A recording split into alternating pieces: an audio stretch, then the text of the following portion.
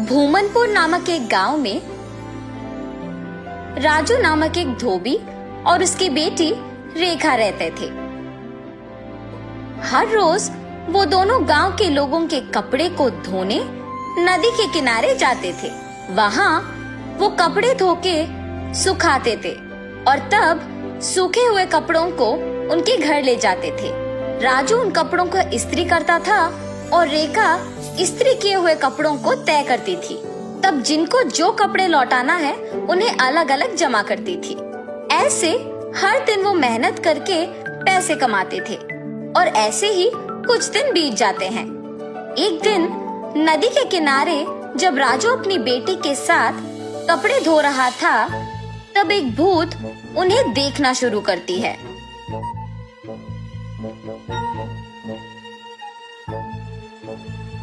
न जाने मैं कब ऐसे कपड़े पहनूंगी। ऐसे उन कपड़ों के पास जाकर उन्हें पकड़ने की कोशिश करती है, लेकिन उन्हें पकड़ नहीं पाती है। तब क्या मैं इस कारण इन कपड़ों को पकड़ नहीं पा रही हूँ कि मैं एक भूत हूँ? ऐसे सोचकर राजू की बेटी रेखा की ओर देखती है। बिना कुछ सोचे समझे उसके अंदर घुस जाती है। घुसने के तुरंत बाद लाल लहंगा और जैकेट मौजूद जगह को भाग के जाती है और हाथों में कपड़ों को पकड़ के बहुत खुश हो जाती है। बेटी को ऐसे अजीब तरह से पेश आते देख राजू कहता है, हाँ क्या हुआ तुम्हें रेखा? वहाँ खड़ी हो, बहुत सारा काम है, चलो। लेकिन रेखा में भूत घुसने के कारण वो कुछ नहीं कहती है। तब राजू उसके पास जाता है। रेखा गुस्से से अपने पिता की ओर बड़ी आंखों से और लंबी नाखून के साथ देखती है।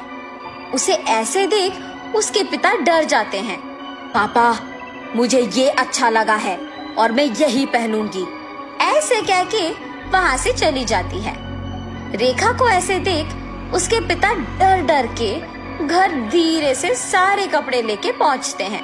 तब तक रेखा वहाँ उसको जो कपड़े पसंद आए वो सारे पहन के तैयार होती है। अपने आप को वो सुंदर कपड़े पहने हुए आईने में देख बहुत खुश हो जाती है। हम सबको वो दिखने में रेखा थी, मगर उसको उसकी असली रूप एक भूत के ही रूप में दिखती थी। और ऐसे ही हर रोज आए हुए कपड़ों में अपने पसंदीदा कपड़े चुनकर उन्हें पहन के तैयार होके अपने आप को आईने में देख खुश होती थी।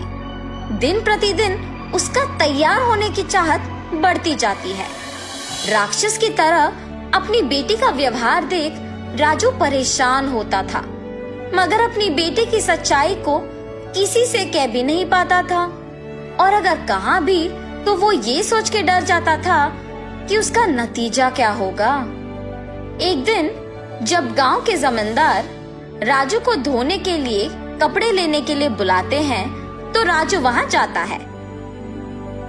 कपड़े लेके जब राजू वापस घर पहुंचता है तो सारे कपड़े बाहर निकालता है। तब रेखा उन कपड़ों के पास आके उसमें पीले रंग लहंगा और लाल जैकेट लेके वहां से चली जाती है। जब राजू को कपड़े लौटाने का समय आया तो वो देखता है कि उसमें पीली लहंगा और लाल जैकेट नहीं है। तब वो सोचता है कि जरूर ये रेखा के ही पास होगा।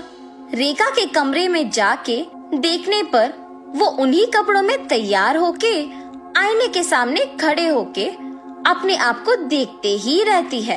आईने में भूत का डरावना चेहरा देख राजू डर के मारे चिल्लाता है, हाँ? तुम यहाँ क्या कर रहे हो? राजू उसके ऐसे पूछने पर कांपते हुए कहता है, अम्मा, आपने जो कपड़े पहना है वो जमींदार की बेटी की है। इनको आज उन्हें लौटा देना है, कृपया उन कपड़ों को दे दो। हाँ? क्या? कपड़े? बिल्कुल नहीं दूंगी, जाओ यहाँ से। ऐसे कपड़े उनके पास बहुत होंगी, अगर आप अभी इन कपड़ों को वापस कर देंगे तो और भी कपड़े लेके आऊंगा।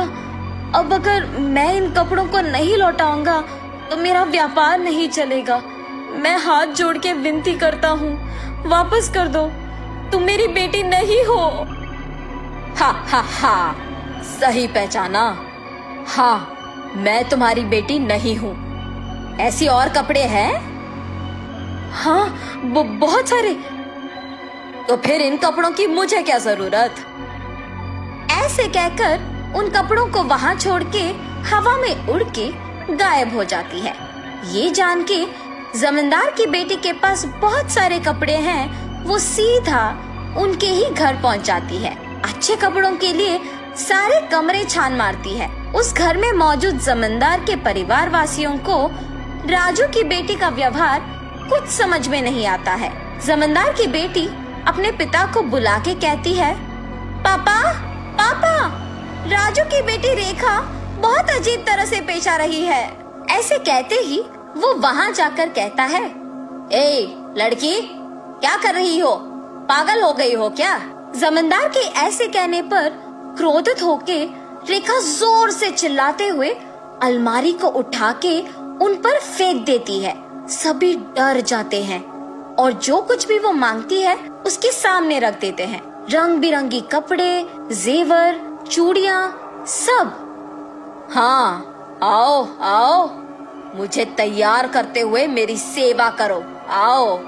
सभी डर के मारे उसके आदेश का पालन करते हैं। उसे तैयार करके उसके सामने ही एक बड़ा आईना भी रखते हैं और सभी उसके पास नीचे बैठ जाते हैं। तभी उसके पिता राजू कपड़ों के साथ जमींदार के घर पहुंचता है। राजू को देख जमींदार गुस्सा होके उस पे चिल्लाने लगता है। वो देख रेखा उसकी शक्तियों का उपयोग करके जमींदार को नीचे गिराती है।